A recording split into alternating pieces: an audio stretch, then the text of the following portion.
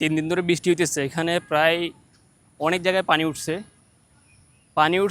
উঠছে বলতে কীরকম পানি, মানে বেশিরভাগ ঘর বাড়িতে পানি উঠছে, দোকানপাটে পানি উঠছে।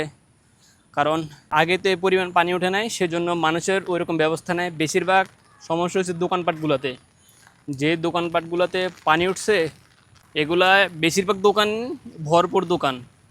কারণ অনেক বড় বড় দোকান আছে যেগুলো অনেকে আগে থেকে করতেছে, কিন্তু হয়তো যেগুলো নতুন দোকান করছে এগুলো হয়তো উঁচা করে করছে, কিন্তু যেগুলা আগের দোকান এগুলা উঁচা করে করা হয় নাই। অনেক অনেক দোকান দেখছি প্রায় কোমর পর্যন্ত পানি। এখানে যদি কোমর পর্যন্ত পানি হয় তার মানে এখানে দোকানের যদি চালের বস্তা, ফ্রিজ ট্রিজ যেগুলা, এগুলো তো পানির মধ্যেই। অনেক ক্ষতি হয়েছে, সব জায়গায় অবস্থা খারাপ। বৃষ্টি থামতি নাই, এই 3 দিন ধরে দেখলাম বৃষ্টি থামে না। পানি কি রাত্রে উঠছিল? বস্তা নিচে ছিল না? না, বস্তা কালকে আমরা তুলে গেছিলাম। পানি উঠছে কি আজকে?